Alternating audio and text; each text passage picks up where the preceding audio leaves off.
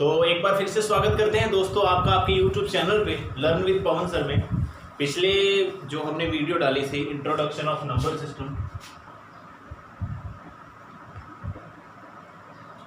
काफ़ी प्यार दिया है आपने उस वीडियो को, तो आपका प्यार ऐसे ही हमारे चैनल पे बना रहे।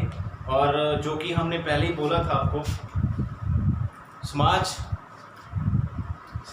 कल्याण के लिए हमने ये मुहिम स्टार्ट की है, तो आप हमारा साथ देते रहिएगा। जन कल्याण के लिए हम उन बच्चों तक भी अच्छी चीज़ को पहुंचा सकें जो बेचारे कुछ फाइनेंशियल कमजोरियों के कारण पीछे रह जाते हैं।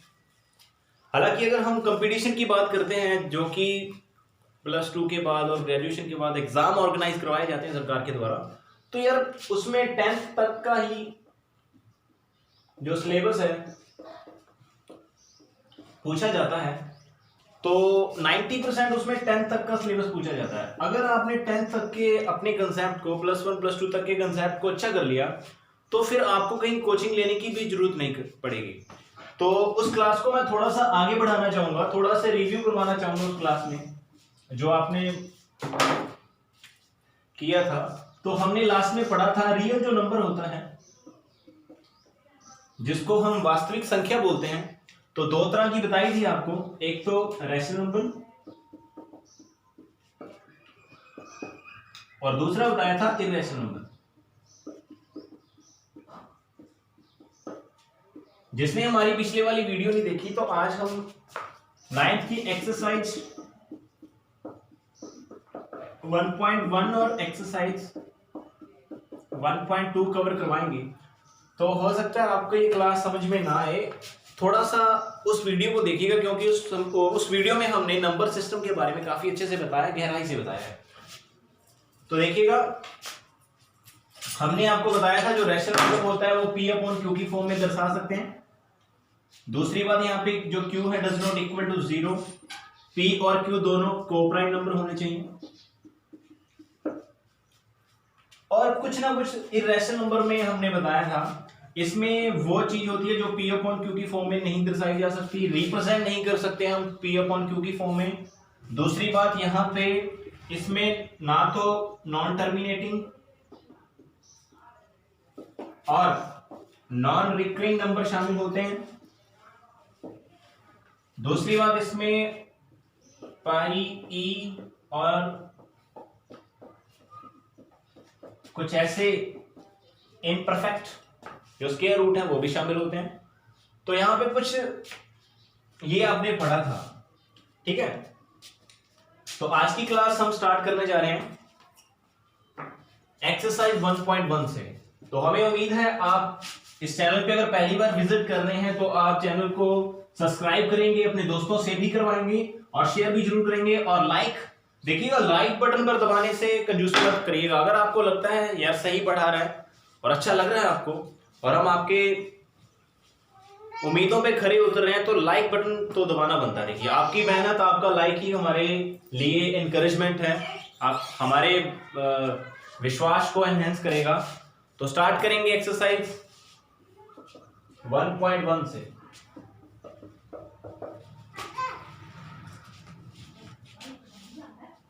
देखिए, पहले क्वेश्चन की तरफ बढ़ते हैं। तो एक्सरसाइज 1.1 9th क्लास का हम स्टार्ट करने जा रहे हैं।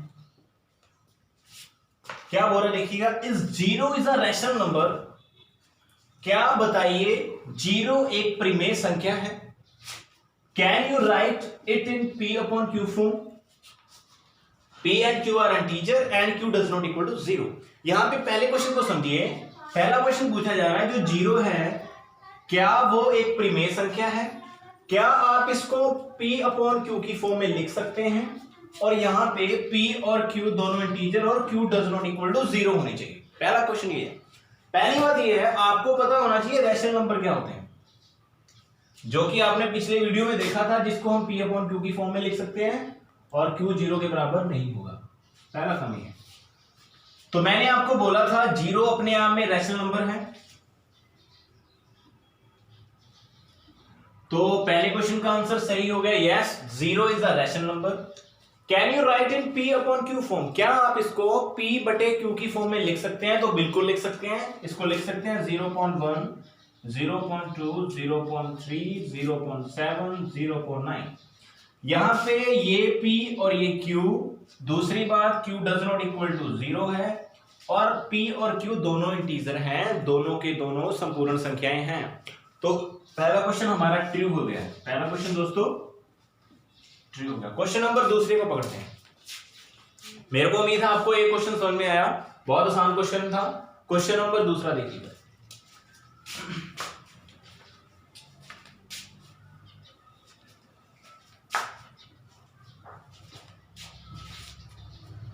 क्वेश्चन नंबर दूसरे में देखिएगा, find 6 rational number between 3 and 4। 3 और 4 के बीच में 6, कम से कम 6 परिमेय संख्या ज्ञात करिए। तो पहली बात यह है, इसको हम अगर नंबर लाइन पे दिखाना चाहते हैं तो यहां पे 0, यहां पे 1, ये 2, ये 3, ये 4 और ये चलता जाएगा। यहाँ पे -1, -2, -3, -4 और ये चलता जाएगा। ठीक है, अब देखिए इस क्वेश्चन को आप दो तरीके से कर सकते हैं। पहला तरीका ये है, इसमें आप लिख सकते हैं ये 3 है और ये 4 है। 3 और 4 के बीच में इनफाइनाइट, इनफाइनाइट का मतलब 3 और 4 के बीच में अनगिनत, जिसको हम काउंट नहीं कर सकते, परिमेय संख्याएं होती हैं। तो 3 और 4 में पहला तरीका लिख सकते हैं आप 3.1, 3.2, 3.3, 3.4, 3.5, 3.6, 3.7, 3.8, कितनी भी लिख सकते हैं आप। और नहीं तो आप लिख सकते हैं 3.01, 3.02, 3.03, ऐसे लिख सकते हैं। दूसरा तरीका देखिए कैसे लिख सकते हैं।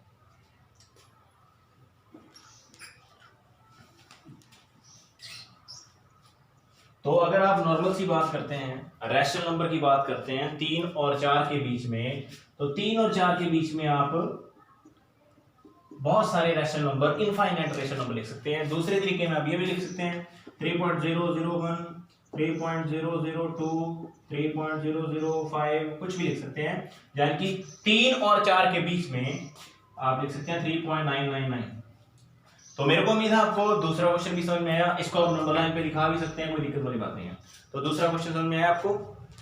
ओके, क्वेश्चन नंबर तीसरा।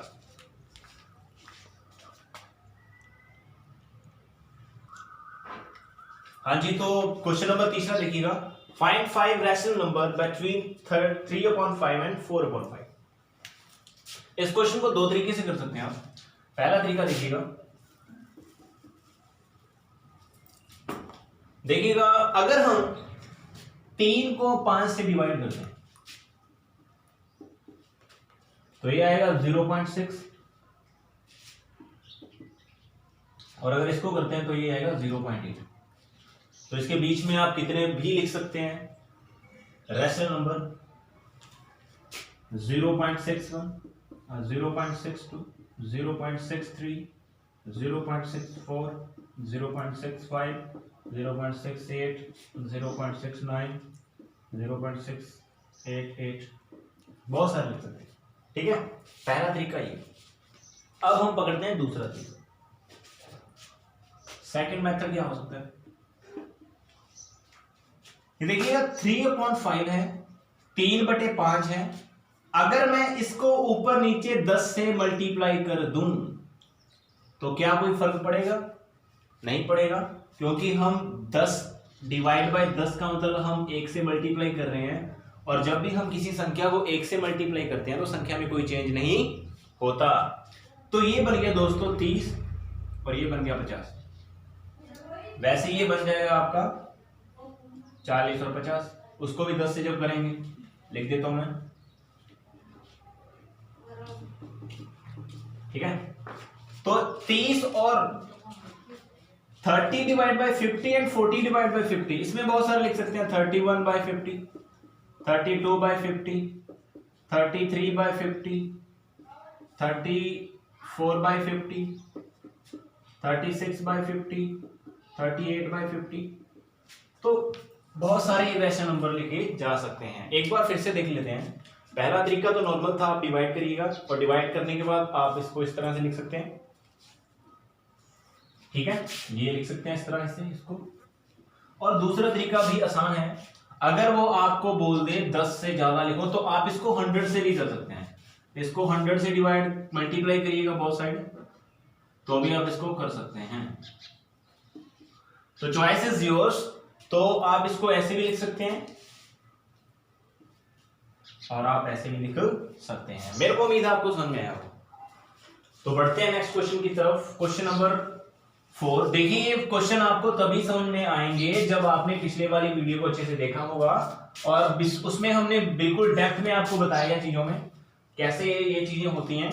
तो हमें उम्मीद है अभी भी फिर आपको समझ में आ रहा होगा। अगर सेशन बढ़िया लग रहा है तो लाइक जरूर कर देना यार, और अपने दोस्तों में जरूर इसको फैलाइएगा। जितना फैलाना है आग फैला दो, क्योंकि अब ये आग थमने वाली नहीं है। ट्रू और false, every natural number is whole number. पहला देखिएगा, पहला क्वेश्चन पूछा जा रहा है आपसे, क्या हरेक प्राकृतिक संख्या संपूर्ण संख्या होती है? पहली बात यह है, प्राकृतिक संख्या वो संख्या होती है जो 1 से स्टार्ट हो, पहली क्लास में बताया था। और संपूर्ण संख्या वो होल नंबर वो नंबर होते हैं जो 0 से स्टार्ट हो। क्वेश्चन ये पूछा गया, क्या हरेक प्राकृतिक संख्या एक होल नंबर है? बताइए। बिल्कुल है, क्योंकि हरेक प्राकृतिक संख्या में इतना कुछ तो पड़ा ही है ना। अगर हम इसको नंबर लाइन में शो करते हैं, ये 0 1 2 3 4 चलता जाएगा। उसने पूछा है क्या नेचुरल नंबर, नेचुरल नंबर का मतलब यहां से लेके जो स्टार्ट हुआ, क्या natural number, every natural number is whole number, क्या हर एक नेचुरल नंबर होल नंबर होता है? बिल्कुल होता है, क्योंकि होल नंबर किससे बड़ा है। तो ये जो स्टेटमेंट है बिल्कुल ही हमारी ट्रू होगी, बिल्कुल ही हमारी क्या होगी? ट्रू होगी। क्वेश्चन नंबर 2, क्वेश्चन नंबर 2 की तरफ बढ़ते हैं। Every integer,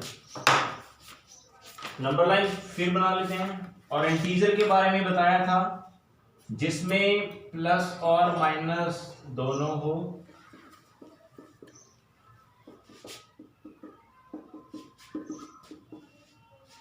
every integer is whole number, क्या हरेक इंटीजर अपने आप में होल नंबर होता है?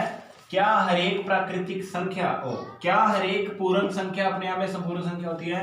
तो ये स्टेटमेंट बिल्कुल फॉल्स है।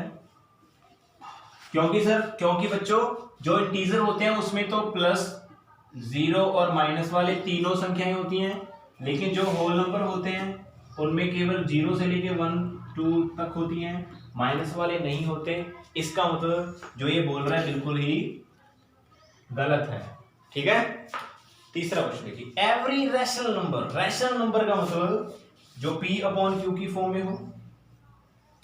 Every rational number is whole number, क्या हर एक प्राकृतिक संख्या होल नंबर होती है? तो बिल्कुल नहीं होती। तो ये भी हमारा स्टेटमेंट गलत है। कैसे? क्योंकि 3/5 रैशनल नंबर है, लेकिन ये क्या नहीं है? होल नंबर नहीं है। तो इस तरह हमारी एक्सरसाइज 1.1 का समाप्ति होती है। तो अब हम करेंगे एक्सरसाइज 1.2। तो लगातार सेशन पे बने रहिएगा। स्टार्ट करेंगे एक्सरसाइज 1.2।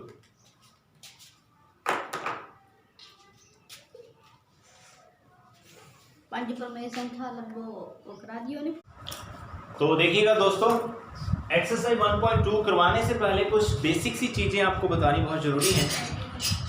मैंने आपको नहीं बताया नंबर लाइन पे नंबरों को कैसे रिप्रेजेंट किया जाता है, तो पहले उसको सीखिएगा। उसके बाद हम 1.2 को भी खत्म करेंगे, आज ही खत्म करेंगे। और अगर आप वीडियो अच्छी लग रही है तो यार लाइक जरूर करिएगा। ये नंबर लाइन है आपकी, बीच में इसके 0 है, यहाँ पे 1 2 3 4 5 -1 -2 -3 -4। अगर आपसे कोई पूछ ले भाई हमें ये बताओ 3 बड़ा है या 5 बड़ा है? अगर कोई आपसे ये पूछता है यार बताइए 3 बड़ा है या 5 बड़ा है, तो आपका आंसर होता है क्या, कौन सा बड़ा है भाई? 5 बड़ा है, ठीक है।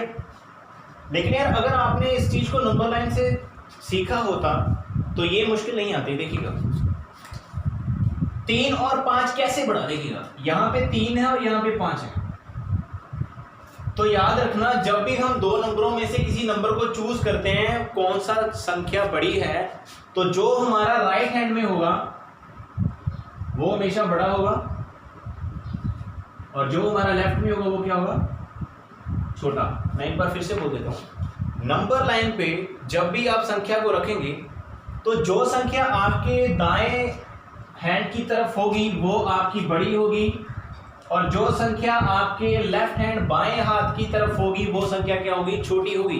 तो यहाँ पे आप देख सकते हैं 3 आपके लेफ्ट हैंड में है और जबकि जो 5 है वो राइट हैंड में है, इसलिए जो बड़ी संख्या क्या होगी, 5 होगी। उसी तरह देखिएगा -3 और -5, बताइएगा कौन सा बड़ा है। तो पहले हो सकता है आप -5 को बोल दें, लेकिन ये बिल्कुल गलत है। देखिएगा नंबर लाइन पे आइएगा, यहाँ पे -3 है और यहाँ पे क्या है, -5। -3 आपके राइट हैंड है या लेफ्ट है, तो राइट है, इसका मतलब ये बड़ा है, और लेफ्ट में -5 इसका मतलब क्या है, छोटा है। तो इस चीज नंबर लाइन से आप इस चीज को शो कर सकते हैं भी छोटा और बड़ा क्या है। तो आपका कभी भी -5 बड़ा नहीं हो सकता -3 से। तो कहने का मतलब ये है -5 छोटा रहेगा -3 से, -5 छोटा रहेगा -3 से, इसलिए -5 छोटा है -3 से। अब देखिएगा कोई भी नंबर नंबर लाइन पे कैसे रिप्रेजेंट होता है उसको सीखिएगा थोड़ा सा। जैसे मैं आपको बोल दूं भाई मेरे को ये बताओ 5 नंबर लाइन पे कहां है, तो आप बोलेंगे सर ये। लेकिन अगर मैं आपको ये बोल दूं भाई मेरे को ये बताओ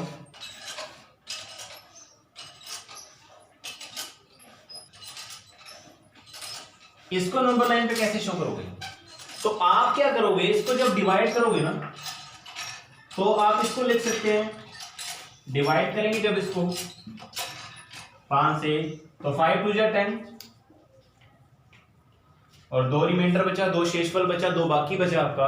जब आपने 12 को 5 से भाग किया तो 2 बाकी बचा। तो आप इसको लिख सकते हैं, इसी चीज को लिख सकते हैं 2 + 5/2, 2 प्लस, अगर आप इसको लिखेंगे, सॉरी 2 + 2/5, सॉरी मैंने यहां पे गलती, थोड़ा जल्दबाजी नहीं दिया। तो ये 2 रखेंगे, इसको डिवाइड करना तो डिवाइजर हमेशा नीचे रखा जाता है। 12/5 को आप लिख सकते हैं 2 + 2/5। कैसे लिखा आपने, क्योंकि आपने सुना होगा और इसको सीखा भी होगा 5 2 10 10 and 2 12 12 / 5 और ये वही संख्या बन जाती है। इसीलिए हम 12/5 को लिख सकते हैं 12/5। दूसरा तरीका क्या है, पहला इसी को सीखिएगा। तो देखिएगा इसमें यहां पे 2 + 2/5, 2 तो हमें ये मिल गया, ठीक है। उसके बाद 2/5, तो कहने का मतलब है अगले वाला जो 1 है ना, ये इसके 5 हिस्से करो, 1 2 3 4 और 5, और जो ये दूसरा हिस्सा होगा ये आपका 2/5 होगा। तो कहने का मतलब ये है, ये जो यहां से लेके यहां तक की लाइन है ये आपकी 12/5 होगी। एक बार फिर से समझा देता हूं, एक बार दोबारा से देखिए, काफी इंपॉर्टेंट कंसेप्ट है। 12/5 को कैसे लिखेंगे, जब इसको डिवाइड करेंगे तो ये फॉर्म बन जाएगी, 2 आपको सामने दिख रहा है, लेकिन आपको 2/5 यानी कि 2/5 को कैसे लिखना है, तो जितना नीचे हो वो हमारे उतने पार्ट का हिस्सा कर लो और जो ऊपर पूछा गया उतना हिस्सा कर लो। तो ये जो हिस्सा है 2/5 है और ये पूरा 2 है, तो यहां से लेके यहां तक का जो हिस्सा बन गया ये बन गया आपका 2 सही 2/5 यानी कि 12/5। जैसे मान लो 5/9 को कैसे दिखाएंगे, तो ये नंबर लाइन है, यहां से लेके यहां तक मान लो 1 है, ये 0 है, ये 1 है। तो आप टोटल इस लाइन के 9 हिस्से करो, 1 2 3 4 5 6 7 8 और 9, ठीक है, 9 हिस्से करो। जो इसका पांचवा हिस्सा हो 1 2 3 4 5, ये आपका क्या होगा 5/9। मेरे को उम्मीद है आपको समझ में आ गया होगा। हाँ जी समझ में आया। तो ये 5/9 है। दूसरा तरीका क्या है? दूसरा तरीका आप इसको डिवाइड कर सकते हैं 2 अपॉन, जब इसको 2.5 2.4 से भी इसको डिनोट कर सकते हैं। यहाँ पे 2 है, अगला 0.4 है, तो वैसे भी कर सकते हैं। 10 भाग करने पड़ेंगे आपको, तो इसको वैसे भी डिनोट कर सकते हैं। तो इस तरह नंबर लाइन से नंबर को आप शो कर सकते हैं। नंबर लाइन पे नंबर रिप्रेजेंट होते हैं इस तरह। हमें उम्मीद है आपको समझ में आ रहा है। अगर समझ में आ रहा है तो लाइक करते रहिए, शेयर करते रहिए, अपने दोस्तों में फैला दीजिएगा इसको, जिससे वो भी फायदा उठा सके इस लॉकडाउन में। अच्छा, अगर मैं आपको बोल दूं, अब आपका कंसेप्ट स्टार्ट होता है मोस्ट इंपॉर्टेंट कंसेप्ट से। क्वेश्चन एग्जाम में सीधा पूछा जाता है। अगर मैं आपको बोल दूं भाई √2, √3, √5, √4 को आप नंबर लाइन में दर्शाइए, कैसे दिखाएंगे? तो फिर बताइए, फिर आपको प्रॉब्लम हो जाएगी, क्योंकि ये जो √2 है वो एग्जैक्ट वैल्यू नहीं है, क्योंकि ये इर्रेशनल नंबर है। इर्रेशनल नंबर का मतलब अप्रिमेय संख्या है। लेकिन इसमें आप जो √4 है, जिसका वर्गमूल 4 का वर्गमूल 2 होता है, उसको आप नंबर लाइन में दिखा सकते हैं यहाँ पे। तो आज हम सीखेंगे √2 हो, √3 हो, √5 हो, √4 को तो आसानी से दिखा सकते हैं, और √6 हो, उसको आप नंबर लाइन पे कैसे शो करेंगे। तो आज का जो विषय रहेगा हमारा यही रहेगा। ठीक है दोस्तों, इसको सीखने से पहले आपको पता होना चाहिए राइट एंगल ट्रायंगल के बारे में। देखिएगा, एक चीज के साथ दूसरी चीज जुड़ी हुई है, तो हम जल्दबाजी नहीं कर सकते। धीरे धीरे चीजों को सीखते रहिए। पेशेंस बहुत इंपॉर्टेंट होता है अपने आप में। मान लीजिए ये है, बी है और सी है, ये आपकी राइट एंगल ट्रायंगल है।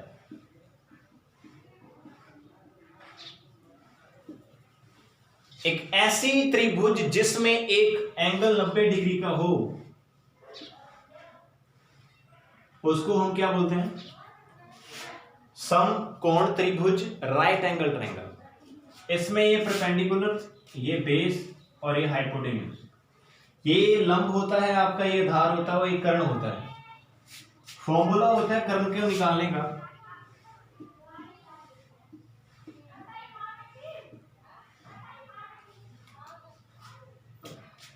इसी तरह आप बेस निकाल सकते हैं।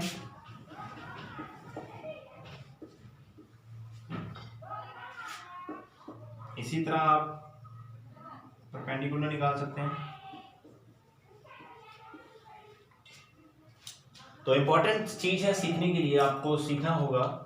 जब भी आप कर्ण को निकालेंगे तो लंब का स्क्वायर प्लस आधार का स्क्वायर, उसका वर्गमूल करिएगा। जब भी आप बेस को निकालेंगे तो hypotenuse square minus perpendicular square का अंडर रूट करिएगा। परपेंडिकुलर निकालना तो हाइपोटेन्यूज में से बेस स्क्वायर को घटा दीजिएगा और उसका अंडर रूट करिएगा। तो फिर आप यहां से आप क्या निकाल सकते हैं? जैसे फॉर एग्जांपल थोड़ा सा मैं बता देता हूं। मान लीजिए ये 3 है, ये 4 है, तो आपको पता है ये परपेंडिकुलर 3 है, लंब 3 है, आधार 4 है, और आपको ये निकालना है, कर्व निकालना है। कर्व निकालने का फॉर्मूला ये है, तो भर दीजिए इसमें h = 3 का स्क्वायर प्लस 4 का स्क्वायर का अंडर रूट। 3 का स्क्वायर 9 होता है, 4 का स्क्वायर 16 होता है, और ये हो गया आपका 25, और 25 का रूट क्या होता है? 5। तो ये जो साइड आ गई वो क्या आ गई? 5। ठीक है जी। तो अगर आप इसका स्क्रीनशॉट लेना चाहते हैं तो ले सकते हैं। हम बढ़ते हैं अगले क्वेश्चन की तरफ।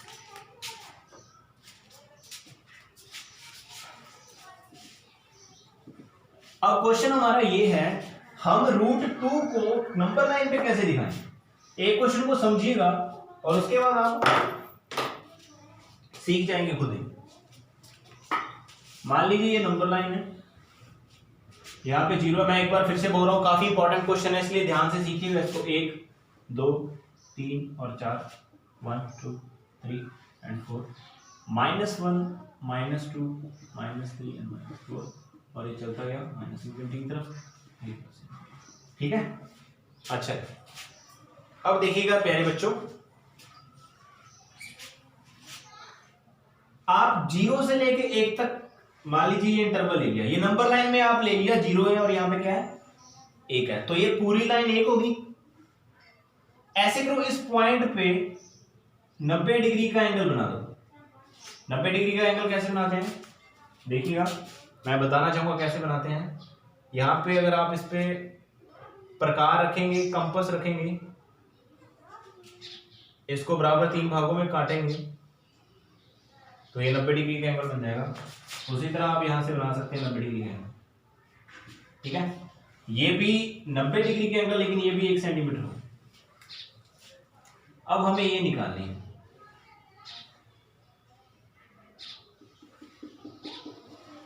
ठीक है। 1 सेंटीमीटर मैं फिर से बोल देता हूं, आप नंबर लाइन पे यहां से लेके यहां तक 1 सेंटीमीटर ले लीजिएगा और ये भी 1 सेंटीमीटर ले लीजिएगा, यहां से भी और यहां से भी 1 सेंटीमीटर ले लीजिएगा। अब ध्यान दीजिएगा इस कंसेप्ट की तरफ, यहां पे आपका परपेंडिकुलर भी एक है और आधार भी एक है, लंब भी एक है और आधार भी एक है। तो कर्ण आपको निकालने का फॉर्मूला बताया था, लंब की पावर 2 प्लस आधार की पावर 2 और उसका क्या कर दीजिएगा अंडर रूट। तो 1 का स्क्वायर 1 और 1 का स्क्वायर 1, 1 और 1 2 और 2 का वर्गमूल। तो कहने का मतलब यहां से लेके यहां तक का जो पूरा डिस्टेंस आया वो कितना आ गया √2। यहां से लेके यहां तक कितना डिस्टेंस आया दोस्तों √2। तो ये तो लिया आपने 1, यहां से तो ले लिया 1, लेकिन उसके बाद देखिएगा यहां से लेके यहां से तो 1 था, लेकिन यहां से लेके यहां तक कंपास रखिएगा और इसको यहां से लेके ऐसे काट दीजिएगा। इसी नंबर लाइन को ऐसे बनाएंगे आप यहां से 90 डिग्री पे। याद रखिएगा मैंने इसको बड़ा इसलिए बनाया क्योंकि आपको चीज समझाए, ये भी 1 सेंटीमीटर, ये भी 1 सेंटीमीटर, इसका हाइपोटेन्यूज निकाला तो ये जो साइड आ गया वो √2 आ गया, जो मैंने आपको समझा दिया। यहां से इतना कंपास उठाइएगा और इसको ऐसे कर दीजिएगा, जितनी ये साइड इसको यहां से ऐसे कर दीजिएगा। तो ये जो आपका डिस्टेंस आया यहां से लेके यहां तक का, ये कितना आया समझ में आया? एक बार फिर से देखिएगा, पहला काम कुछ नहीं करना आपको, यहां से लेके यहां से 1 सेंटीमीटर और यहां से लेके यहां तक भी 1 सेंटीमीटर। उसके बाद आपको इसको निकालना आता है और ये आपका निकल गया √2। अब जैसे ही √2 निकला तो आपने यहां से लेके यहां तक कंपास को रखा, कंपास का मतलब प्रकार को रखा, और यहां से लेके यहां तक आपने जब ऐसे किया तो ये जो डिस्टेंस आया वो पूरा आ गया √2। तो इस तरह आप डिस्टेंस को निकाल सकते हैं √2। अब देखिएगा आपको निकालना है √3। √3 को कैसे निकालेंगे?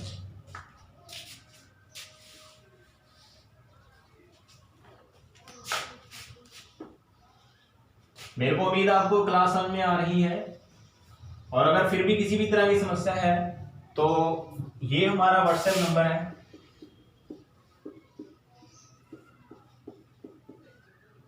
इस पे आप पर्सनली डाउट पूछ सकते हैं 7550500018। तो इस पे आप अपना पर्सनल डाउट पूछ सकते हैं, किसी भी तरह का डाउट है हम आपके डाउट को बताने की कोशिश करेंगे। देखिएगा अब यार यहाँ पे बात कंफर्म ये होती है यार, हम ये कैसे पता लगे भी यहाँ पे कितना लेना और यहाँ पे कितना लेना। तो देखिएगा अगर नंबर लाइन से आपने यहां से एक पॉइंट लिया, देखिएगा ये वाला जो हिस्सा आपने निकाला था भी, ये √2 था क्योंकि ये भी 1 था, और यहां से लेके यहां तक की जो दूरी थी वो क्या थी। अब हमें 3 चाहिए, अब हमें कितना चाहिए 3 चाहिए। तो आप ये करिएगा यहां से 1 सेंटीमीटर का 90 डिग्री का कोण बनाइएगा, ठीक है। और हमें पता है ये कितना है √3, तो ये हमें डेफिनेटली √2 लेना पड़ेगा। हमेशा याद रखिएगा जितना यहां पे होता है उससे 1 कम हम यहां लेते हैं। यहां पे अगर 3 है तो यहां पे कितना लेंगे 2। यहां पे अगर 4 है तो हम यहां पे कितना लेंगे 3। यहां पे अगर 5 है तो यहां पे कितना लेंगे 4 लेंगे। यहां पे अगर 6 है तो यहां पे कितना लेंगे 5। तो जनरल फॉर्म अगर हम बात करें ये अगर 1 सेंटीमीटर है तो ये अगर x हम लेंगे तो ये 1x से कम लेना पड़ेगा। अगर ये x है तो एक हमें x से कम लेना पड़ेगा। तो डेफिनेटली अगर हम बात करते हैं √3 को, तो √3 को अगर हम बात करें तो √3 के लिए हमें √2 लेना पड़ेगा। और √2 जैसे ही हमने लिया तो हमें पता है √2 तो ये रहा, कौन सा सर, √2 ये रहा आपका पूरा डिस्टेंस, यहां से लेके हमने अभी बताया था आपको। तो कहने का मतलब यहां पे आपको अब परपेंडिकुलर बनाना पड़ेगा, यहाँ पे अपने आप को परपेंडिकुलर बनाना पड़ेगा, यहाँ पे अपने आप को एक परपेंडिकुलर बनाना पड़ेगा। तो ये √2 है। उसके बाद आप यहाँ पे क्या बनाइएगा, एक सेंटीमीटर का परपेंडिकुलर, और उसके बाद ये जो निकलेगी डिस्टेंस, ये क्या निकलेगी, √3। यहां से कंपास रखिएगा और इसको यहां से मिला दीजिएगा। कितनी डिस्टेंस क्या बन गई, यहां से लेके यहां तक बन गई √3। हमें उम्मीद है आपको ये क्लास समझ में आ रही है। तो अब क्वेश्चन की तरफ बढ़ते हैं।